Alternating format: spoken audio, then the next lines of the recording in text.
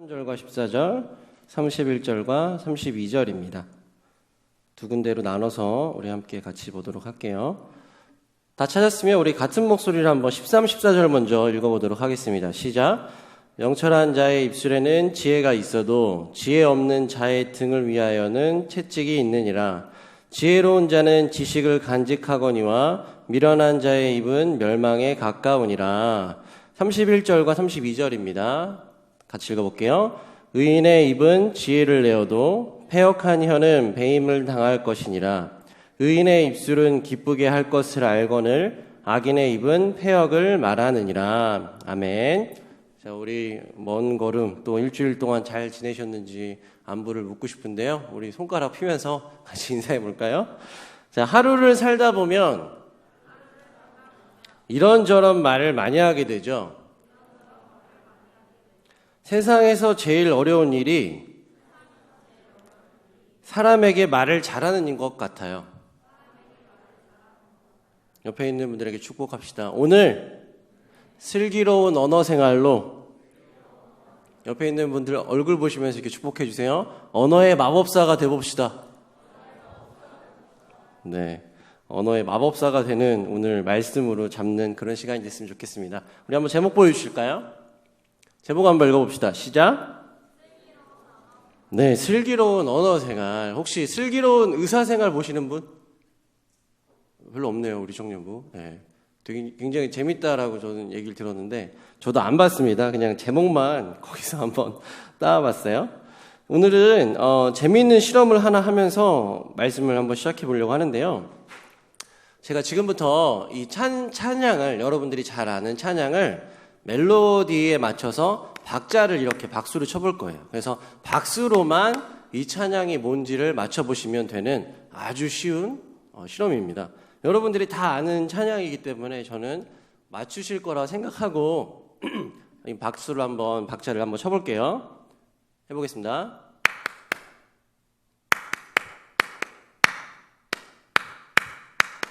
자, 여기까지. 자, 이거는 처음에 그 한 구절을 제가 지금 쳐드렸어요. 나 정답 알겠다. 한 번 더 들려드릴게요. 잘 들어보세요.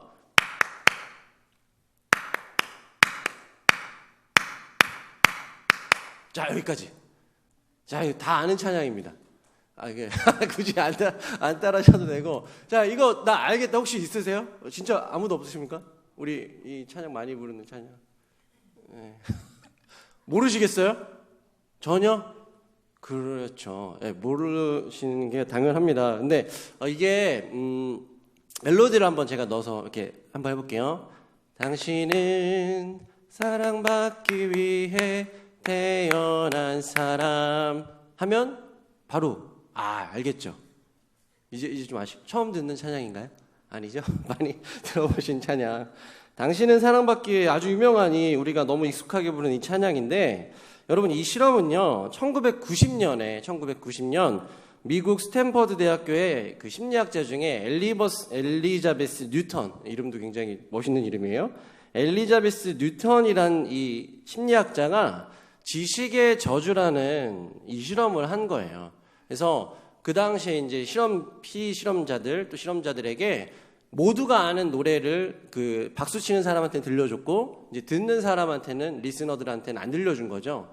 그래서 이 박수를 치는 사람은 당연히 이 정도 노래, 여러분 지금 당신은 그 아신 것처럼 이 정도 노래는 모두가 알 거다라는 생각으로 박수를 쳤어요. 그런데 이 박수를 치는 사람들 입장에서는 50% 두 개 중에 하나는 맞추겠지라는 생각을 가지고 있었지만 실험 결과로는 3%밖에 못 맞췄다라는 거죠. 100명 있으면 3명 정도, 100곡 있으면 3곡 정도밖에 못 맞췄다라는, 이게 바로 지식의 저주라는 실험입니다. 그 정의는 이래요. 지식이 있는 사람이 자신이 몰랐을 때를 상상하지 못해 소통에 문제가 생기는 현상을 지식의 저주의 현상에 걸렸다라고 합니다. 여러분, 저에게 A라는 지식이 있어요. 저한테는 A라는 지식이 있지만 여러분, 이건 A라는 지식은 모두가 다 아는 지식이야. 예를 들어서 하나님은 살아계시고 하나님은 삼위일체 하나님이다 라고 A라는 지식을 제가 가지고 있는데, 저는 당연히 이 A를 여러분도 가지고 있을 거라고 생각하고 대화를 합니다. 의사소통을 하죠. 그러나 여러분들에겐 이 A라는 지식이 없다라는 가정하에서 여러분들의 A가 없기 때문에 우리에게는 같은 한국말을 하고 있지만 전혀 의사소통이 되지 않는 상태. 이것이 바로 지식의 저주라는 것이에요. 이렇게 당연한 것을 왜 모를까? 이건 너무 당연한 거 아닌가라는 것을 저는 생각하지만 듣는 사람 입장에서는 그런 생각을 하지 못한다라는 거죠. 그런 상황이 지속되면 어느 순간 이 둘 사이에는 마음의 벽이 생겨버립니다. 그리고 서로를 바라보는 시선에서도 색안경이 씌워지는 거예요. 여러분, 그래서 대화는요, 우리가 지식으로 하는 것이 아니라 진심으로, 마음으로 해야 되는 것이 바로 이 대화의 본질입니다. 마음이 통하는 대화를 위해서는요, 대화에 지식만 있어서는 안 되는 거예요. 지혜가 필요합니다. 여러분, 그런데 우리가 지난 시간에 말씀드렸죠. 지혜는 누구라고 정의를 내렸습니까? 지혜 이퀄 예수 그리스도라고 말씀드렸어요. 지혜는 예수 그리스도입니다. 오늘 우리는요, 이 본문의 말씀을 통하여서 지혜이신 예수 그리스도의 말씀, 또 이 성경의 말씀을 통하여서 우리가 한번 슬기로운 언어 생활이란 무엇인가, 마음이 통하는 대화란 무엇인가를 같이 짚어보는 시간을 가져보려고 해요. 두 가지 자세가 필요합니다. 첫 번째 자세는요, 읽어볼까요? 읽어보세요. 시작. 비판을 금하는 자세가 필요해요. 오늘 본문의 말씀입니다. 잠언서 10장 13절부터 14절의 말씀 같이 읽어볼게요. 시작. 명철한 자의 입술에는 지혜가 있어도 지혜 없는 자의 등을 위하여는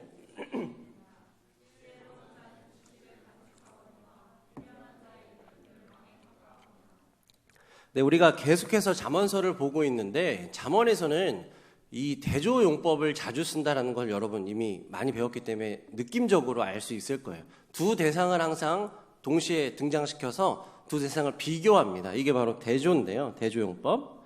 오늘 본문에서도 명철한 자와 명철한 자, 지혜 없는 자가 등장합니다.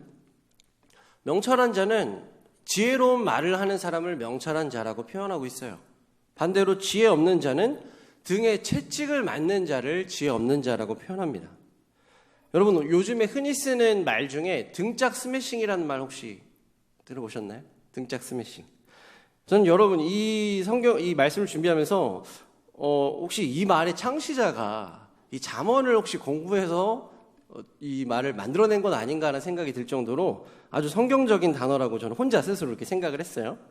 왜냐하면 여기 지금 말씀이 나와 있지만 미련한 사람의 등을 채찍으로 징계한다라는 이 말씀이 그대로 나와 있잖아요. 여러분, 그런데 여기서 그러면 궁금한 게 생깁니다. 많은 인체 중에 왜 하필 등이냐? 뭐 머리를 때리면 안 되지만 머리도 있고 뭐 손도 있고 다리도 있는데 왜 굳이 등이냐? 이 말씀을 우리가 한번 살펴보길 원하는데요. 잠언서 19장 29절의 말씀입니다. 들어보세요. 심판은 거만한 자를 위하여 예비된 것이요 채찍은 어리석은 자의 등을 위하여 예비된 것이니라. 채찍은 어리석은 자의 등을 위하여 예비됐다라 그랬어요. 이 구절에서 힌트를 찾을 수 있을 것 같습니다. 여러분, 다시 직역해서 말하자면요, 어리석은 사람은요 지혜로부터 등을 돌려버리는 사람을 의미합니다. 귀 닫고 마음 닫고 몸을 돌려버리는 그 행위, 그런 자세, 그게 바로 등을 돌리는 자세라는 것이죠.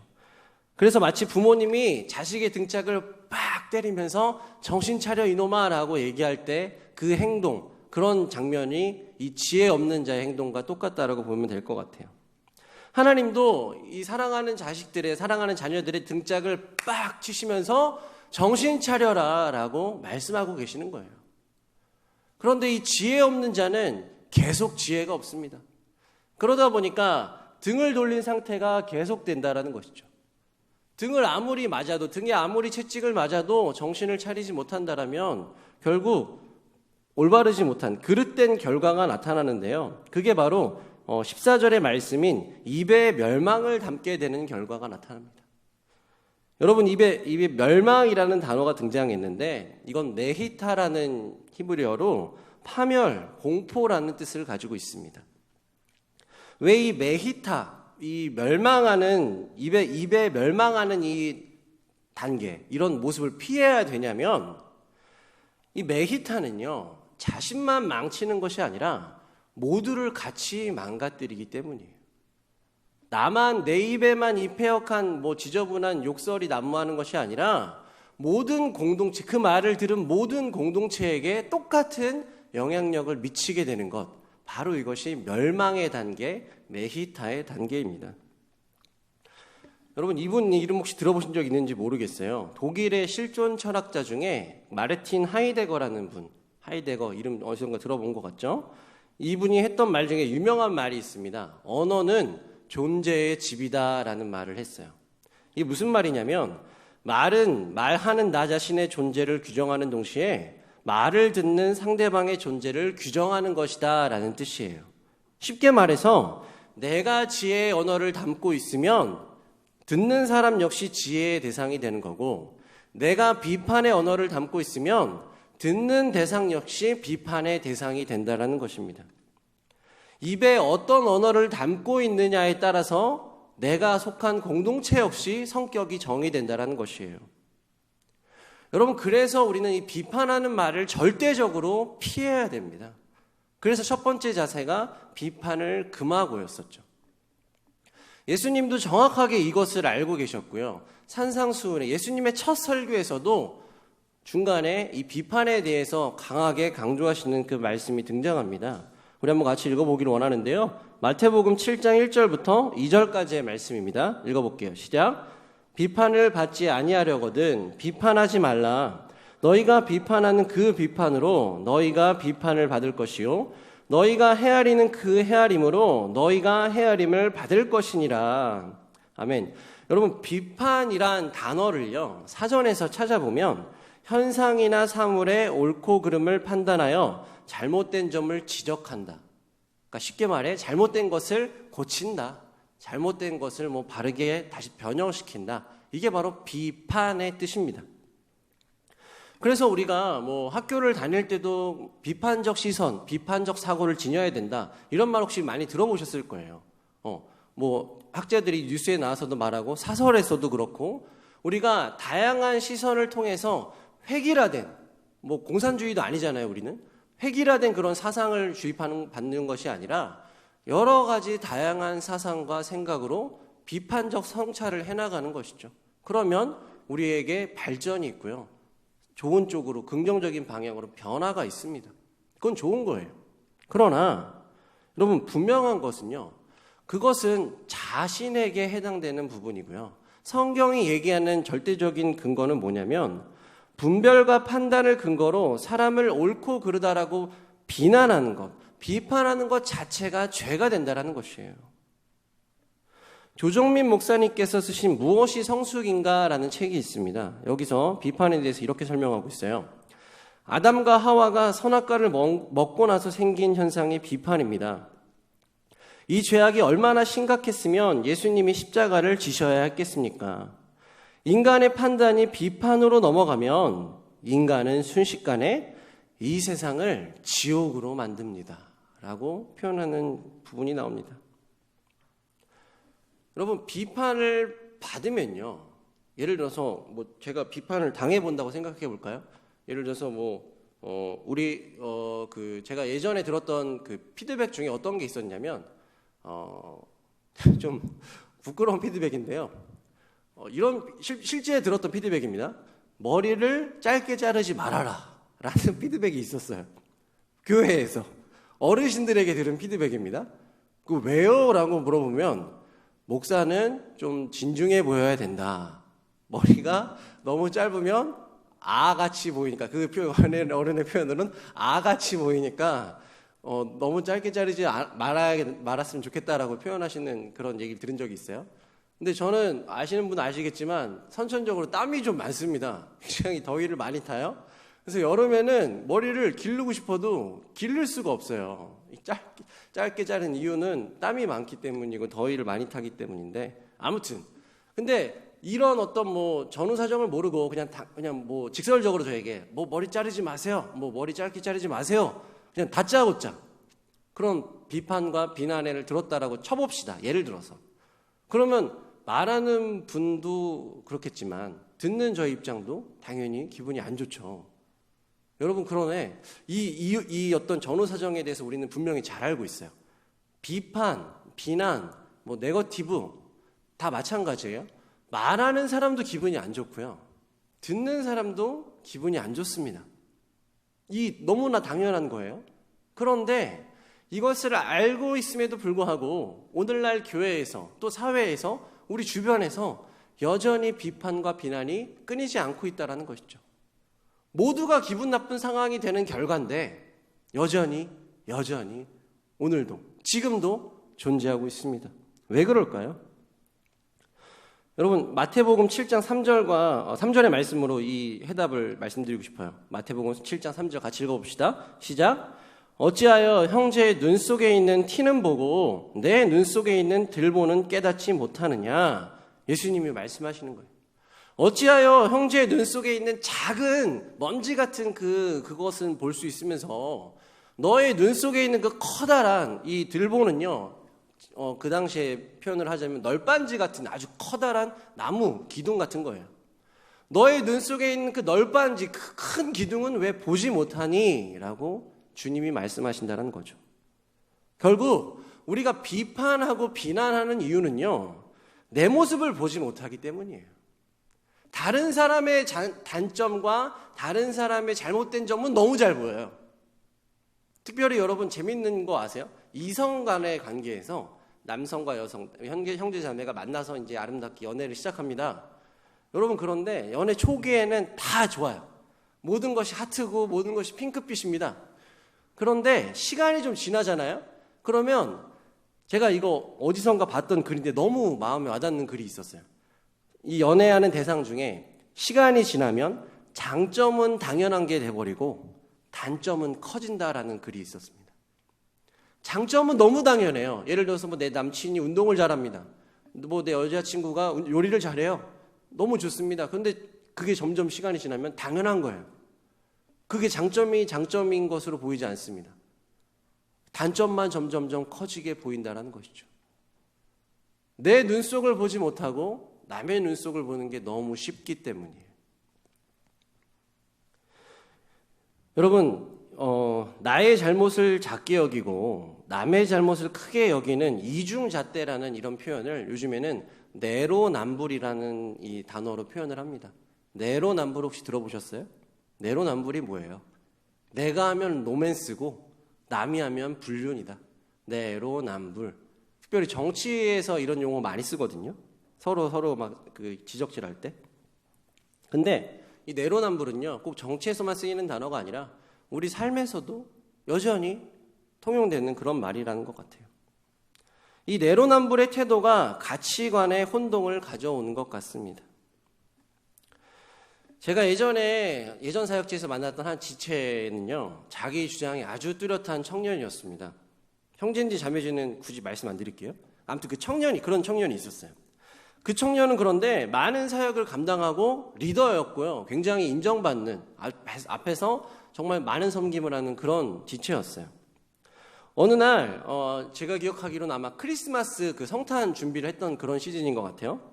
어느 날 사역을 준비하는 회의 자리가 있었습니다. 그런데 본인의 마음에 들지 않는 안건이 이렇게 올라와서 거의 그게 확정이 돼버린 거예요. 그래서 거기 있던 모든 회의하는 모든 지체들이 동의를 했는데 유독 이 지체가, 이 청년이 그게 마음에 안 드는 거예요. 그래서 막 계속 불만을 얘기합니다. 뭐 지체들한테도 얘기하고 저한테도 얘기하고 다 같이 있는 자리에서 얘기를 하는데 저는 이렇게 그냥 듣고 있었어요. 그런 생각을 가지고 있구나. 그래, 그럴 수 있지. 속으로만 생각한 거예요. 듣고만 있었습니다. 그런데 제가 그 지체 바로 이 맞은편에 있었거든요. 저는 그 장면이 아직도 생각나요. 제가 이렇게 그냥 이렇게 팔짱을 끼고 이렇게 듣고 있었거든요. 근데 이 청년이 갑자기 자리를 팍 차고 일어나더니 저한테 딱 한마디를 던지는 겁니다. 아주 모두가 들을 수 있는 큰 소리로 이런 말을 저에게 던졌어요.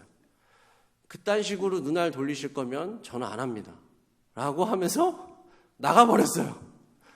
이게 팩트입니다, 여러분. 정확한 명칭이 정확한 단어였어요. 욕은 아니었지만 굉장히 직설적인 뭐 눈알을 돌리지 말아라라는 단어를 제가 이렇게 들었죠. 모두가 멍해진 그런 상황이 왔습니다. 뭐 어떻게 해야 될지 모르겠더라고요. 그 친구는 나가버렸어요. 이미 박차고 자리를 나가버렸습니다. 여러분, 그리고 나서 그 뒤에 발생한 행동이 뭐냐면 그 옆에 있는 지체들이 본인의 행동도 아님에도 불구하고 저한테 와서 막 사과하고 막 다 같이 이렇게 좀 서로를 추스리는 그런 뒤에 장면이 나왔어요. 여러분, 이 지체는요, 본인의 생각에 동의를 안 해주면 참을 수가 없는 잘못된 습관을 가지고 있었던 지체였던 거예요. 그런데 지금까지 이 지체의 그런 행동에 대해서 누구도 터치하지 않았던 것이죠. 잘못된 것이야. 그거 나쁜 거야. 그러면 안 돼. 그건 바꿔야 돼. 라고 누군가는 얘기를 해줬어야 되는데 워낙 뭐 나이도 있었고 또 앞에서 하는 친구였었고 그러다 보니까 누구도 제지를 하지 못한 거예요. 여러분, 그런데 말씀에 분명히 잘못된 것에 대해서는, 그릇된 것에 대해서는 우리가 가르치고 고쳐줘야 된다라고 말씀에 나와 있습니다. 그런데 그 지체처럼 똑같이 나를 세우면서 고치는 게 아니에요. 우리 갈라디아서 6장 1절의 말씀 잘 들어보세요. 형제들아, 사람이 만일 무슨 범죄한 일이 드러나거든 신령한 너희는, 여기가 중요해요. 신령한 너희는 온유한 심령으로 그러한 자를 바로잡고 너 자신을 살펴보아 너도 시험을 받을까 두려워하라. 여러분, 여기서 아주 많은 교훈들이 드러납니다. 첫 번째로는 범죄한 사람, 그러니까 잘못된 행동을 한 사람이 있어요. 누구든지 잘못할 수 있습니다. 저도 마찬가지예요. 누구든지 실수할 수 있고 잘못할 수 있어요. 두 번째로, 그런데 신령한 너희는, 정말 기도하면서 영적으로 깨어있고 옳은 판단을 할 수 있는 너희는 온유한 심령으로, 온유한 심령이 뭐예요? 따뜻하고 착하고 정말 신실한 그런 마음으로, 품을 수 있는 마음으로 그러한 자를 바로 잡아주는데, 세 번째가 뭐예요? 너 자신도 똑같이 될까 두려워하라는 거예요. 너도 저게 너의 모습이야. 저는 그 친구의 모습을 보면서 제 모습을 봤어요. 아, 나도 저럴 수 있구나. 나도 저렇게 얘기할 수 있겠구나라는 걸 저는 그 친구를 보면서 너무 뼈저리게 깨달았습니다. 그래서 제가 그 친구에게 가서 너 왜 그런 식으로 말하니라고 바로 얘기하지 않았어요. 나중에 가서 좋게 이렇게 얘기했지만, 아무튼 여러분, 그런데요, 공동체가 어떠한 문제로 고민하고 있다는 것은 오히려 감사할 일입니다. 왠지 아세요? 서로가 서로를 위해서 기도할 수 있는 요소가 되어주는 거예요. 아무도 아프지 않고요, 아무도 문제가 없고요, 모두가 행복한 그런 공동체가 없지만 혹시라도 있다면 기도할 내용이 뭐가 있을까요? 하나님, 이 지체가 오늘도 행복합니다. 더 행복하게 해주세요. 하나님, 이 지체 오늘 사랑이 넘치네요. 더 사랑이 넘치게 해주세요. 물론 이런 기도할 수 있겠지만 어디 세상에 그런 교회가, 어디 그런 청년부가 어디 있습니까? 문제투성이고 상처투성이고 아픔투성인 것이 바로 교회라는 거예요. 그런 사람들이 모이기 때문입니다. 그렇기 때문에 우리에게 아픔이 있고 상처가 있고 같이 봐야 될 마음이 있다면, 그 시선이 있다라면 감사하시길 바랍니다. 같이 기도할 수 있으니까요. 그러나 분명히 말씀드리죠. 공동의 성숙을 위해서는 반드시 온유한 심령이 필요합니다. 이게 바로 두 번째 자세예요. 슬기로운 언어 생활을 위한 두 번째 자세는 바로 이것입니다. 읽어볼까요? 사랑으로 자라가는 것입니다. 온유한 심령으로, 사랑으로 자라가는 것. 이것이 바로 우리에게 필요한 두 번째 자세예요. 오늘 본문의 말씀인 잠언서 10장 31절과 32절의 말씀 같이 한번 읽어보겠습니다. 시작. 의인의 입은 지혜를 내어도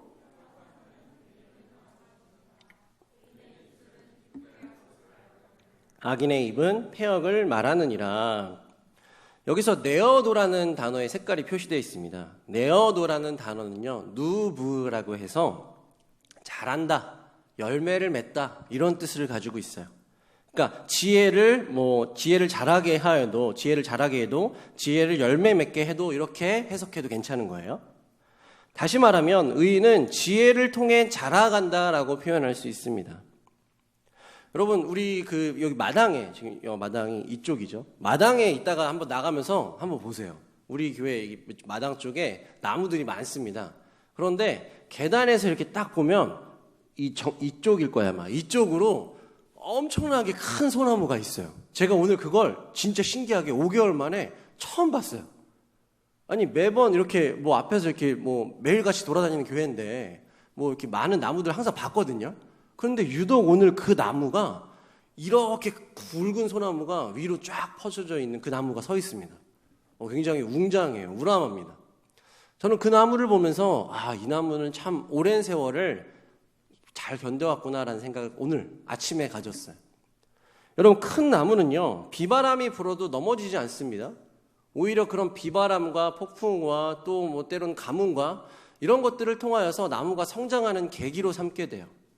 그런데 그 옆에 보면 아주 작은 연약한 나무들도 같이 있어요. 재밌게도 우리 마당이 오늘 이 본문과 아주 잘 맞는 배경인 것 같아요. 나무들을 보면요, 작은 나무들, 이렇게 가늘한 앙상한 그런 나무들도 있단 말이죠. 비난과 비판만 일삼던 나무라고 표현해 봤을 때 사람을, 나무가 그런 나무가 있다라면 이 나무는요, 이 성경의 말씀대로 하자면 베어져 버린다라는 것이에요. 잘려버립니다. 좋은 영향을 공급받아야 되는데 그 좋은 영향을 공급받지 못하고요, 비난과 비판과 네거티브만 계속해서 가지고 있다면 나무가 말라버려요. 정말 마릅니다, 여러분. 그래서 여러분 주변에서 혹시 입에 좀 이렇게 이렇게 달았다라고 하잖아요. 입에 욕을 정말 달고 사는 분들, 아니면 뭐 네거티브한 분들, 이런 분들이 있다면 그런 분들 한번 잘 보세요. 보면 보통은 제가 본 분들은 좀 많이 말랐어요. 굉장히 좀 날카롭습니다. 항상 이렇게 날이 서 있어요. 마음의 여유가 없습니다. 입에서 나오는 것들은 항상 날카로운 말들밖에 없어요. 안타깝죠. 근데 여기 성경에서 정확하게 표현하고 있어요. 연약한 나무, 앙상한 나무, 결국 베어질 것이다. 여러분, 32절의 말씀도 마찬가지입니다. 의인의 입술을 기쁘게 한다라 그랬는데요, 여기서 기쁘게 하는 대상은 누구냐면 바로 하나님과 사람들 다 모두를 포용합니다. 하나님만 기쁘시게 하는 것이 아니라 주변에 있는 지체들까지도 기쁘게 해야 된다는 것이, 그게 바로 의인이고 그것이 기쁨으로 승화될 수 있다는 거예요. 그런데 여러분, 여기서 이 기쁨은 그러면 과연 어디서부터 오는 것이냐? 내가 그냥 스스로 기쁘게 하려고 노력하고 좀 뭔가 내가 좀 웃겨주면 그게 기쁨인 건가? 기쁨은 어디서 오는 것이냐? 요한복음 15장의 말씀을 소개해드리고 싶습니다. 요한복음 15장 10절부터 11절의 말씀, 12절까지인데요. 조금 길지만 같이 한번 읽어보기를 원합니다. 같이 읽어볼까요? 시작. 내가 아버지의 계명을 지켜 그의 사랑 안에 거하는 것 같이 너희도 내 계명을 지키면 내 사랑 안에 거하리라. 내가 이것을 너희에게 이름은 내 기쁨이 너희 안에 있어 너희 기쁨을 충만하게 하려 함이라. 내 계명은 곧 내가 너희를 사랑한 것 같이 너희도 서로 사랑하라 하는 이것이니라. 여러분, 이 세 절의 긴 말씀을요, 한 줄로 요약할 수가 있습니다. 저 색깔로 표시된 것만 연결시키면 돼요. 내 계명 이퀄 내 기쁨, 내 기쁨 이퀄 서로 사랑. 결국 뭐예요? 내 계명이 너희 안에 있으면 그 안에서 기쁨이 솟아오릅니다. 그러니까 말씀을 우리 안에 먹으면요, 먹으면 먹을수록 계속해서 기쁨이 솟아오르고요, 그 기쁨으로 서로 사랑할 수 있는 자리까지, 그런 행동까지 나타난다는 것이죠. 여러분, 이 사랑만이 바로 비판을 버리는 유일한 방법이고 색안경을 버릴 수 있는 유일한 방법이에요. 진짜 온유하게 겸손하게 상대를 품을 수 있는 유일한 방법, 바로 말씀 이퀄 기쁨 이퀄 사랑, 이것입니다. 말씀을 먹어야 되는 이유가 여기 있는 거예요. 말씀을 먹으면서 내가 지식적으로만 풍부해지는 것이 아니라 말씀을 먹는 순간 내 안에서 기쁨이 솟아오르고 이 기쁨으로 말미암아 다른 사람을 섬길 수 있게 되는 것, 이게 바로 말씀의 선순환이고 이 기쁨의 원천입니다. 우리 교회만 하더라도, 우리 프랑스 청년부만 하더라도 많은 연령대에 많은 다양한 사람들이 있어요. 어떤 청년부는 좀 큰 규모가 있는 분들, 부서는 뭐 나이로 나누기도 합니다. 뭐 예를 들어서 20대 초반부터 중반까지, 후반부터 뭐 30 이상으로 이런 식으로 나눠요. 안 나누는 부서도 있습니다. 또 어떤 제가 아는 교회는요, 굉장히 특이한 교회인데, 다른 어떤 이런 전도 특공대처럼 이렇게 특공대 할 수 있는 청년들을 뽑습니다. 굉장히 전 재밌었는데, 이 지체들은 나이와 상관없이 정말 열심으로 헌신할 수 있는 지체들만 따로 신청을 받는 거예요.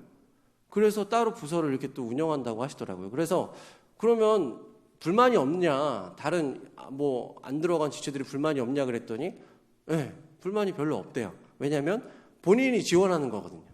그러니까 많이 뽑힐 수도 있는 거고 뭐 적게 뽑힐 수도 있고 아무튼 여러 가지 이런 부서들의 형식이 있습니다. 그런데 우리 부서는 어때요? 우리 청년부는 어때요? 모두가 그냥 같은 청년부 이 하나의 프라우스라는 배를 타고 있어요. 여기에는요 20대 초반도 있고요 중반 후반 30대 이상도 있습니다. 학생도 있고요 직장인도 있고요 뭐 연애를 하는 분도 있고요 솔로인 분도 있고요 여기 평택에서 자란 분 아니면 다른 지역에서 온 분들 여러 타입의 여러 종류의 특성들을 우리가 다 가지고 있단 말이죠. 그러다 보니까 서로가 서로를 바라볼 때 동일한 생각으로 바라보지를 못해요. 당연하죠. 왜냐? 자라난 환경이 달랐고 내가 배워온 것들이 달랐기 때문에 그게 바로 가치관입니다. 서로 다른 가치관으로 바라보기 때문에 서로 다르게 바라볼 수밖에 없는 것이죠. 거기서 시선과 생각의 차이가 발생합니다. 거기까지는 괜찮아요. 너무 자연스럽습니다. 괜찮아요. 당연한 거죠. 그런데 문제는 뭐예요? 그런 시선과 생각의 차이가 발생하는 것이 지속이 되면 시간이 흘렀을 때 이런 말이 들리기 시작해요. 나 상처받았어. 나 힘들어. 나 마음이 어려워. 이런 말을 듣게 됩니다. 여러분, 이런 말이 들리는 이유가 무엇일까요? 우리는 영유치부 어린아이가 아닙니다. 그렇다고 중고등학생의 그 나이 때도 아니에요. 우리는 이미 민증도 나왔고요. 한 사람의 성인으로서 인정받는 어엿한 청년이고 장년을 준비하는 나이란 말이죠.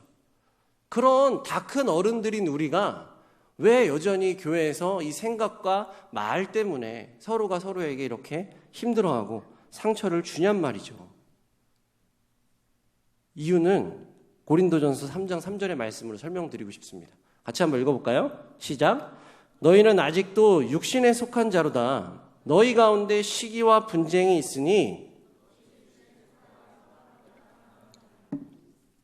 여러분 당시 고린도 교회의 이 교인들은요 파가 나눠져 있었습니다. 고린도전서 앞장을 좀 살펴보시면 그리스도파, 뭐 바울파, 아볼로파 너네는 왜 이렇게 나눠져 있느냐라고 바울이 질책하는 말씀이 나와요. 여러분 당시 고린도 교인들은요 지금 우리 청년부와 뭐 비할 수 있을 정도 아니 비할 수 없을 정도로 더 많이 배운 사람들 더 유능한 사람들이 많았다라고 해요. 이렇게 뭐 세계에서 모이기도 하고 이렇게 몰려들었던 그런 도시였던 것 같습니다. 이들은 배울 만큼 배웠고 유능한 지식과 능력이 있었습니다. 그런데 문제는 뭐예요? 여전히 말씀을 들었음에도 불구하고 여전히 육신에 속한 자였기 때문이에요. 우리가 모태신앙으로 자라나고 뭐 중고등부를 섬기고 또 청년부까지 왔습니다. 좋은 신앙의 훈련을 받았다라고 생각하는데 우리 안에 여전히 여기 고린도전서의 말씀에 따르면 시기와 분쟁이 있는 이유는 여전히 우리가 육신에 속했기 때문은 아닌가 생각해 봐야 된다는 것이죠. 여러분 교회를 다니는 우리 청년뿐만 아니라 모든 교회가 마찬가지입니다. 교회에게는요, 교인들에게는 두 가지밖에 없어요. 양자택일밖에 없습니다. 그게 뭐예요? 그리스도에게 속해 있느냐, 여전히 육신에 속해 있느냐. 둘 중에 하나밖에 없습니다. 오늘날 교회가 기독교가 개독교가 된 이유가 뭐예요? 목사들이, 장로들이, 권사들이, 집사들이, 많은 교인들이 그리스도에게 속해 있어야 되는데 하나님을 믿는다고 하고 말씀을 듣긴 듣지만 여전히 육신에 속한 자로서 사회로 나갔기 때문이에요. 그러니까 하는 일이 그럴듯해 보이고 뭔가 하나님의 일이라는 포장은 되어 있지만 속내를 까보니까 그건 다 육신에 속한 일이었구나라는 것을 세상 사람들이 알게 되었다는 것이죠. 교인들만 모르는 척하고 있는 거예요. 우리끼리 눈 가리고 아웅하고 있는 것입니다. 그러니까 여전히 오늘도 기독교는 개독교라고 욕을 먹는 것이고요. 이 코로나 사태로 정말 많은 분들이 고통받고 힘들어하는 그 상황에서 교회는 무엇을 하고 있는가 저는 물음을 던질 수밖에 없는 거예요. 힘들고 지치고 힘들고 지치다 보니까 시기와 분쟁이 일어나죠. 속해 있는 토양이 육신이기 때문입니다.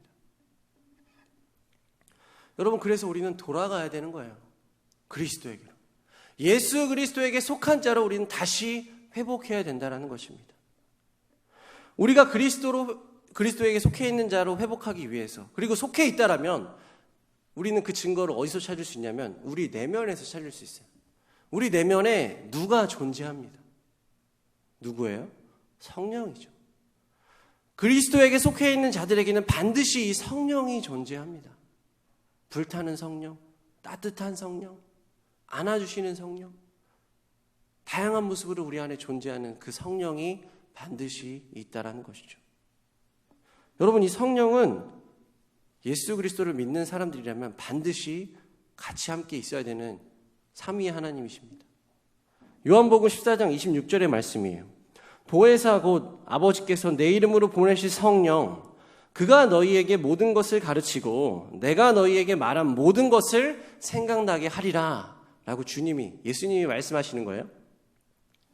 우리 안에 성령이 반드시 있어야 되는 이유가 여기 나와 있습니다. 성령이 있어야만 우리가 말씀을 깨달을 수 있는 지혜가 생기는 거예요.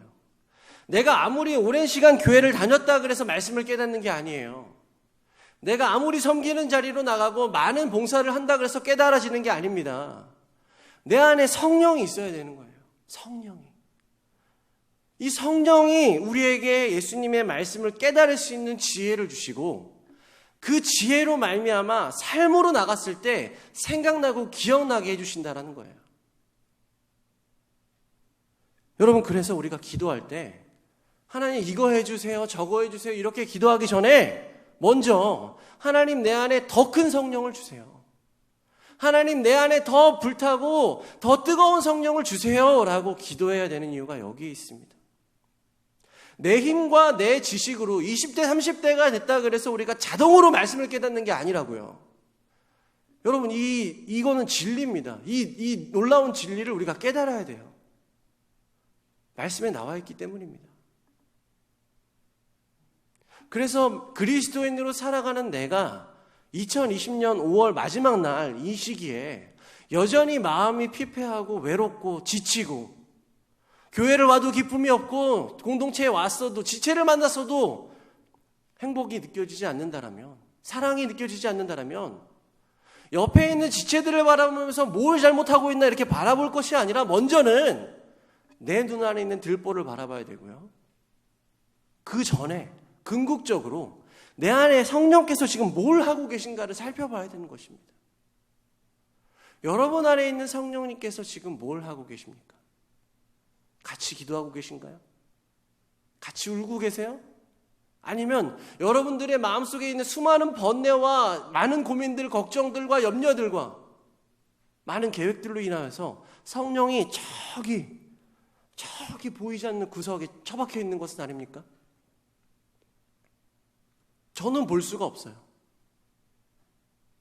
여러분들만 아십니다. 하나님만 아시고 여러분들만 아는 거예요. 여러분들 안에 있는 여러분들의 성령은 지금 어떤 모습입니까? 여러분, 우리가 만약에 내가 지금까지는 나의 어떤 이런 계획들과 어떤 걱정들과 번민들로 성령을 저기로 밀어놨다라면 이제 다시 데리고 오세요. 성령을 모셔오세요. 내 마음 한가운데 정중앙에 딱 모셔놓고 이제 이 성령을 잃지 않도록, 근심하지 않도록. 성령은 근심한다 그랬거든요. 성령은 소멸하기도 한다 그랬습니다. 이 성령을 소멸하기도 하지 말고 근심하기도 하지 말고 내 안에서 이 성령이 기뻐 뛰놀 수 있도록 여러분 기도하세요. 하나님, 내 안에 있는 성령이 더 큰 성령과 더 뜨거운 성령이 되길 원합니다. 하나님, 이것이 나의 최우선의 기도 제목입니다. 하나님, 이 기도를 들어주세요라고 간절히 기도하시길 바랍니다. 그렇게 성령에 사로잡혔을 때 비로소 우리가 그렇게 알고 있던 성령의 열매가 내 삶에서 맺혀지기 시작하는 거예요. 갈라디아서 5장 22절과 23절의 말씀, 오늘 마지막 말씀입니다. 같이 한번 큰 목소리를 읽어볼까요? 시작. 오직 성령의 열매는 사랑과 희락과 화평과 오래 참음과 자비와 양성과 충성과 온유와 절제니 이 같은 것을 금지할 법이 없느니라. 아멘. 여러분, 여러분들만 다시 한번 큰 목소리를 다시 한번 이걸 외우시면 좋겠어요. 여러분 외우세요. 외운다는 생각으로 같이 한번 읽어봅시다. 시작. 오직 성령의 열매는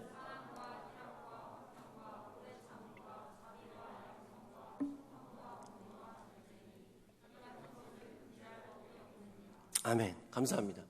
반복하는 데는 이유가 있죠. 반복하는 것은 중요하기 때문이에요. 사랑이랑 화평, 죄송해요. 저 원래 외웠는데 갑자기 꼬여요. 사랑이랑 화평, 오래 참음, 사이와 오자, 자비 이렇게 외웠었는데 앞절만. 아무튼 사랑이랑 화평, 오래 참음, 자비, 양성, 충성, 온유, 절제. 이걸 꼭 외우시길 바랍니다. 왜 외우라고 말씀드리는지 이유가 있어요. 여러분 이 열매를 다시 한번 말씀 띄워주세요. 말씀을 잘 살펴보세요. 사랑, 희락, 화평, 오래 참음, 자비, 양성, 충성, 온유, 절제. 이 단어들을 보시면요. 공통점이 있습니다. 공통점이 뭔지 아세요? 공통점은요. 대상이 필요합니다. 사랑하는 대상이 필요하고요. 같이 기쁨을 나눌 대상이 필요합니다. 오래 참아줄 대상이 필요해요. 나 혼자 오래 참을 수가 없어요.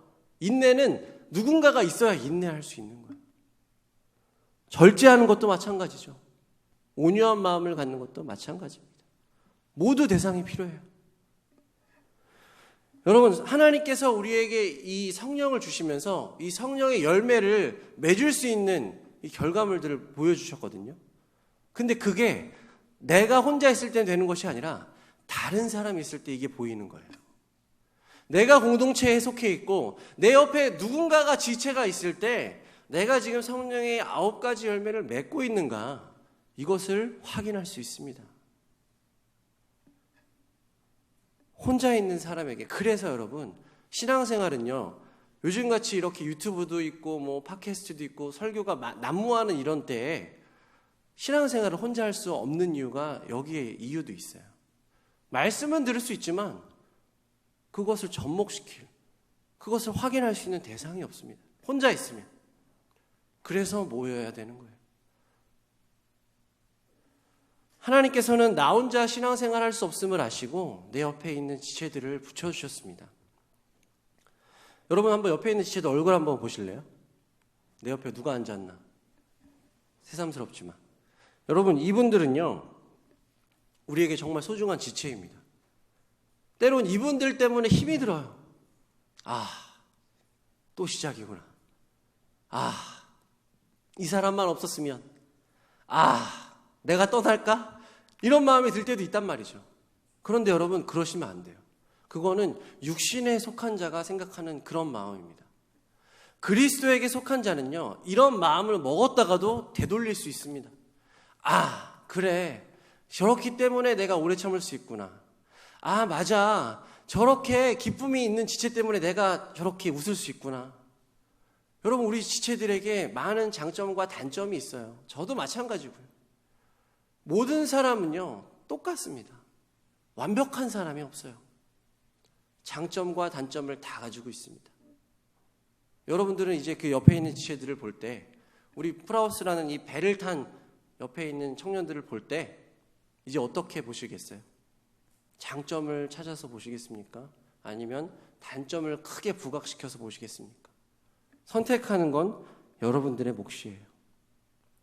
그러나 성경에선 이렇게 권면합니다. 옆에 있는 지체들을 통해서 성령의 열매를 확인할 수 있다. 오래 참고 절제하고 인내해주고 사랑해줘라. 그제서야 비로소 우리가 그리스도에 속한 사람이구나 라는 것을 알게 될 거예요. 오늘 말씀은요, 이 시를 소개해드리면서 오늘 말씀을 마칠까 합니다. 제가 얼마 전에 받았던 시집 중에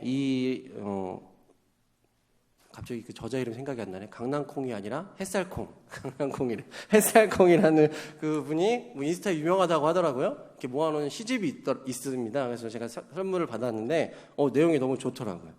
그 중에 하나의 시를 좀 제가 잘라왔어요. 이 시를 소개해드리면서 오늘 말씀을 마치려고 합니다. 제목은 관계의 실패를 겪고 있는 당신에게라는 그 챕터예요. 반주 감사합니다. 내용은 제가 중략해서 가져와 봤어요. 인간관계의 문제와 실패의 원인을 너에게서만 찾으려고 하지 말고 내 관계, 이건 하나님과의 관계예요. 나와의 관계를 통해 들여다보렴. 나는 너가 관계의 실패를 통해 나의 사랑을 더 분명히 바라보면 좋겠구나. 내가 사람의 성품과 인격에 기대기보다 나를 의지하여 예수 그리스도의 성품을 담는 삶이 되기를 바란단다. 너에게 허락한 그 관계들은 온유, 겸손, 오래 참음, 화평, 절제, 이 성령의 열매들을 너의 안에서 맺어가기 위해서야. 그러니 기억하렴. 사람은 의지하거나 신뢰해야 될 대상이 아니라 사랑해야 할 존재임을. 그러니 기억하렴. 사람은 의지하거나 신뢰해야 할 대상이 아니라 사랑해야 할 존재임을. 내가 온전히 신뢰해야 될 대상은 나, 하나님 하나뿐임을 기억하길 바란다. 여러분, 이 시를 보면서 우리 마음에 어떤 울림이 있었으면 좋겠어요. 사람을 보면서 기대하지 마시고요. 사람을 보면서 희망을 품지 마세요. 똑같은 죄인입니다. 모두가 실패하고 넘어질 수 있기 때문이에요. 사람에게 기대는 기대치가 커지면 커질수록 내가 받는 상처와 아픔 역시 커질수록 계속해서 커져나갈 것입니다. 이 시의 말처럼 사람은요, 의지하거나 신뢰해야 될 대상이 아니에요. 사랑해야 될 대상입니다. 품어주고 아껴주고 안아줘야 될 대상입니다.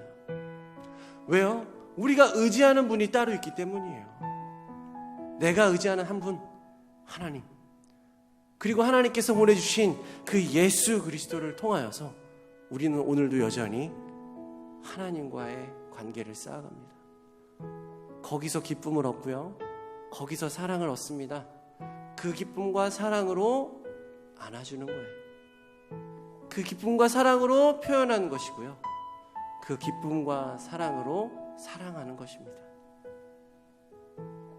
여러분, 이 오늘 말씀과 이 마지막의 시를 생각하면서 우리 이 찬양으로 같이 고백해 봤으면 좋겠습니다.